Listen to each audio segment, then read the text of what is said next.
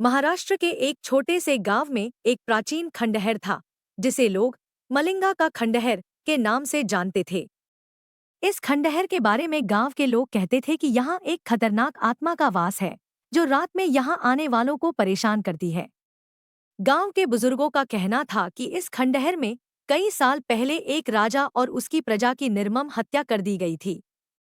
उनकी आत्माएं अब भी इस खंडहर में भटक रही थी और अपने न्याय की प्रतीक्षा कर रही थी।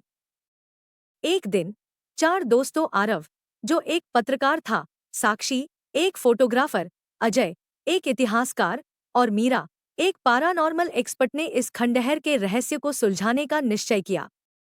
उन्होंने तय किया कि वे रात के समय खंडहर में प्रवेश करेंगे और वहां की हर अजीब घटना की जांच करेंगे। रात को जब पूरा गांव सो रहा था, वे चारों खंडहर के पास पहुंचे। खंडहर का वातावरण बेहद डरावना था। ऊंची ऊंची दीवारें, टूटे हुए दरवाजे और चारों तरफ फैली गहरी खामोशी ने उनकी हिम्मत को और भी कठिन बना दिया। खंडहर के अंदर जाते ही उन्हें एक अजीब सी ठंडक महसूस हुई। खंडहर के विशाल दरवाजे ने एक भयानक आवाज के साथ उनका स्वागत किया और वे सभी अंदर चले गए। खंडहर के अंदर चारों ने अपने अपने उपकरण निकाले। साक्षी ने कैमरे से तस्वीरें लेना शुरू किया, अजय ने इतिहास से जुड़े दस्तावेज खंगालने शुरू किए, मीरा ने अपनी ईएमएफ डिटेक्टर चालू की और आरव ने अपने रिकॉर्डर को चालू किया। खंडहर के अंदर चलते हुए उन्हें हर कोने में अजीब अजीब आवाजें सुनाई देने लगी। कभी किसी के कदमों की आवाज, तो कभी किसी के रोने की। जैसे ही वे खंडहर के पुराने महल में पहुंचे, उन्हें एक पुराना और धूल भरा दस्तावेज मिला। अजय ने दस्तावेज उठाया और उसमें खंडहर के इतिहास के बारे में पढ़ना शुरू किया। दस्तावेज के अनुसार इस खंडहर में एक समय पर राजा मलिंगा और उसकी प्रजा रहती थी। एक दिन एक दुष्ट तांत्रिक ने खंडहर पर हमला किया और सभी की हत्या कर दी। तांत्रिक ने अपनी शक्ति बढ़ाने के लिए राजा और उसकी प्रजा की आत्माओं को बंधक बना लिया। उनकी आत्माएं अब भी इस खंडहर में भटक रही थी और मुक्ति की प्रतीक्षा कर रही थी। तभी साक्षी ने कैमरे में एक छायादार आकृति को कैद किया। उसने अपने दोस्तों को यह दिखाया, लेकिन जब उन्होंने कैमरे में देखा तो कुछ नहीं दिखा। मीरा ने अपने ईएमएफ डिटेक्टर पर ध्यान दिया और उसे कुछ असामान्य संकेत मिले। आरव ने अपने रिकॉर्डर पर कुछ फुसफुसाहटें सुनी, हमें मुक्त करो, हमें न्याय चाहिए। चारों दोस्तों ने मिलकर महल के तहखाने में जाने का निर्णय लिया, जहां उन्हें लगा कि आत्माएं हो सकती हैं। तहखाने में घुसते ही उन्हें एक पुराना ताबूत मिला, जिस पर अजीबोगरीब निशान बने हुए थे। ताबूत के पास ही एक प्राचीन दीपक रखा हुआ था। आरव ने दीपक को जलाने की कोशिश की और जैसे ही दीपक जला, ताबूत का ढक्कन हिलने लगा। तहखाने में एक बड़ा हॉल था, जिसमें चारों को एक अनोखी ऊर्जा महसूस हुई। हॉल के चारों ओर दीवारों पर राजा मलिंगा और उसकी प्रजा के जीवन से संबंधित चित्र बने हुए थे। एक चित्र में तांत्रिक द्वारा किए गए अत्याचार दिखाए गए थे। इस चित्र से उन्हें तांत्रिक को हराने का तरीका समझ में आया। अचानक ताबूत का ढक्कन खुल गया और एक तेज रोशनी कमरे में फैल गई।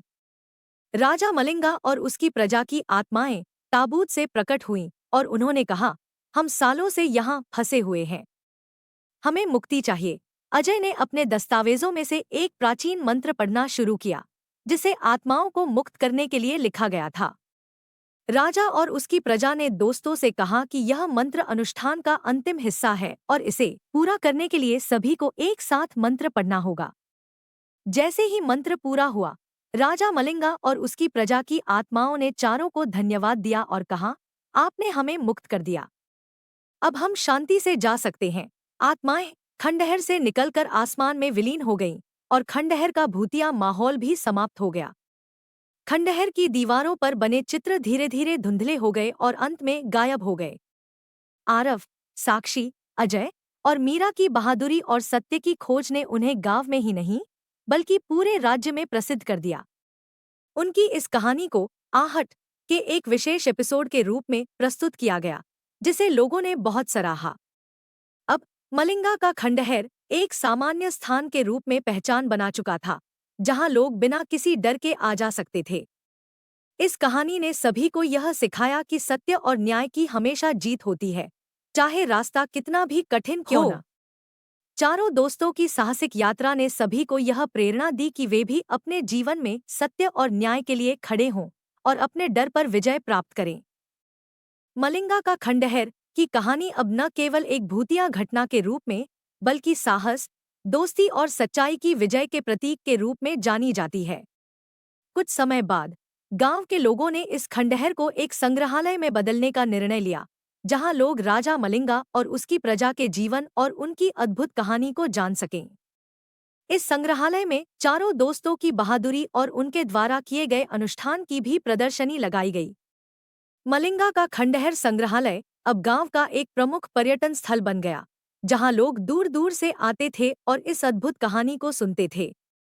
आरव, साक्षी, अजय और मीरा ने अपनी इस साहसिक यात्रा को कभी नहीं भूला और वे हमेशा याद करते थे कि कैसे उन्होंने मिलकर आत्मा को मुक्त किया और सच्चाई की जीत हासिल की।